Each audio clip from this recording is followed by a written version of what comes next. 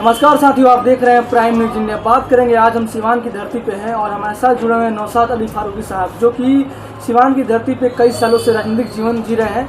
और आज जिस तरह से एक प्रशांत किशोर जी, जो राजनीतिक जादूगर कहा जाता है, और वो शख्स बिहार के राजनीतिक में उछाल लाने के लिए प्रयास कर रहे हैं और कहीं ना कहीं ये अपना प्रयास ला रहे हैं कि आने वाला कल उनके साथ हो और कहीं ना कहीं बिहार का विकास उनके हाथों में हो। आइए बात करते हैं फारूकी साहब से, क्योंकि फारूकी साहब सिवान की धरती पे पहली बार प्रशांत किशोर जी के लाने वाले शख्स हैं और आज भी प्रशांत किशोर जी सिवान की धरती पे पहुंचे थे और कई ऐसे मुद्दे पे उन्होंने गुफ्तगू किया, आपस में भाईचारा में या विचारधारा को लेकर कहीं ना कहीं मीटिंग हुआ। उस मीटिंग के बारे में जानते हैं। सबसे पहले सर स्वागत है हमारे चैनल पे और हम जानना चाहते हैं सर कि सिवान की धरती पे आपने उन्हें आमंत्रित किया, वो आए भी और 4-5 दिवसीय का कार्यक्रम वहाँ सिवान पे हुआ। इसके बाद आज उन्होंने फिर से सिवान की धरती पे पधारे हैं और कहीं ना कहीं ये गुफ्तगू जो हुआ है उसके बारे में हम जानना चाहते हैं कि आखिर वो आए हैं और ये पूरी जोर शोर से नहीं आए, एक मतलब थोड़े से मिजाज के कारण आए और ज़्यादा लोगों को पता नहीं चला है। इसका क्या मतलब है?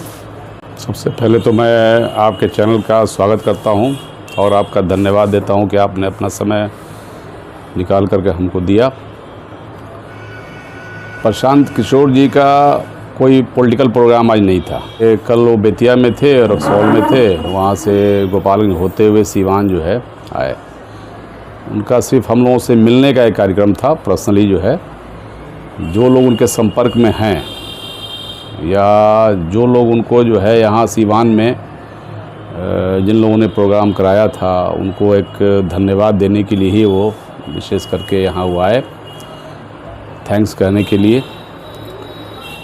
और बाकी चीज़ें तो पूरा बिहार का दौरा उनका चल ही रहा है। सिवान तो 4-5 दिन थे ही पिछले महीने में। 2 अक्टूबर से उनका पद यात्रा है, चंपारण से शुरू होगा।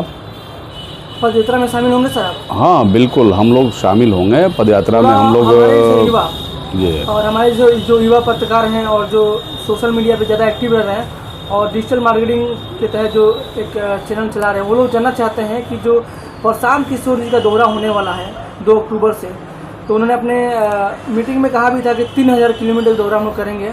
लेकिन हम लोग ये नहीं समझ पा रहे हैं कि जो जन यात्रा करेंगे वो जन यात्रा पद यात्रा होगा या गाड़ी से होगा या किससे होगा। जिस तरह से दांडी यात्रा हुआ था महात्मा गांधी जी का, क्या वैसे ही वो करने वाले हैं?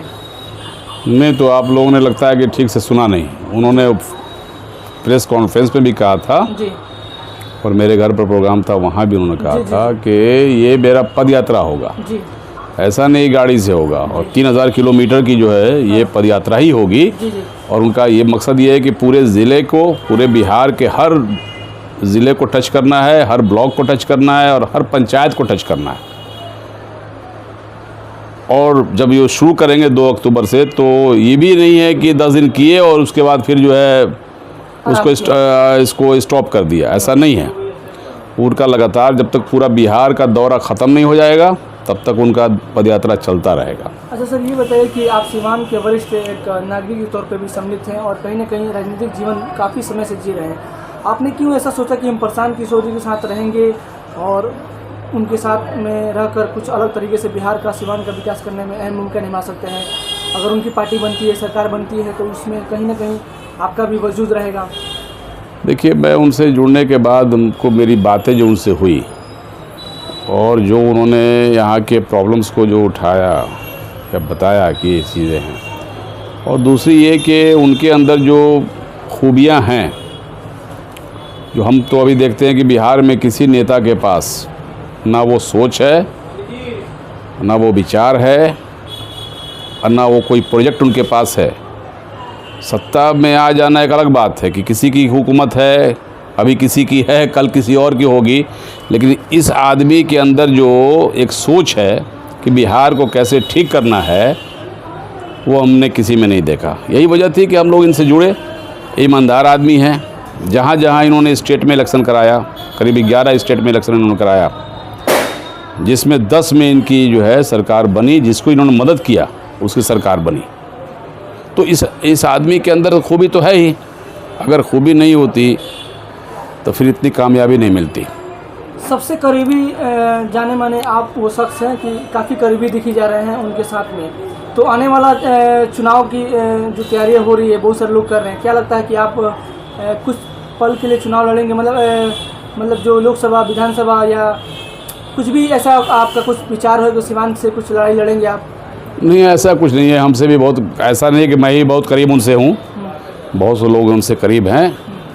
और लड़ने की, जहाँ तक चुनाव लड़ने की बात है तो उससे इनकार भी नहीं कर सकते हम। और पार्टी का जो पार्टी बनेगी और जो प्रशांत जी का जो डिसीजन होगा उसको हम लोग फॉलो करेंगे। अगर कहेंगे चुनाव लड़ने के लिए तो लड़ेंगे, पार्टी चाहेगी अगर कि हम चुनाव लड़े तो लड़ेंगे, उसमें कहीं कोई सोचने की बात नहीं। कहा जा रहा है कि फारूक अली साहब जी जो कि कहीं ना कहीं प्रशांत किशोर जी के साथ साई की तरह रहेंगे और उनके साथ मतलब हाँ बिल्कुल बिल्कुल, जो भी पार्टी हमको टास्क देगा, जो भी वर्क मिलेगा। तो निवारण नहीं हुआ है ना, पार्टी का नहीं हुआ है, लेकिन एक मंच है उनका, जन स्वराज मंच है, उसी के थ्रू जो है काम हो रहा है अभी। उसमें एक सवाल आता है तो वो कह रहे थे कि हम सही लोग की पहचान करेंगे।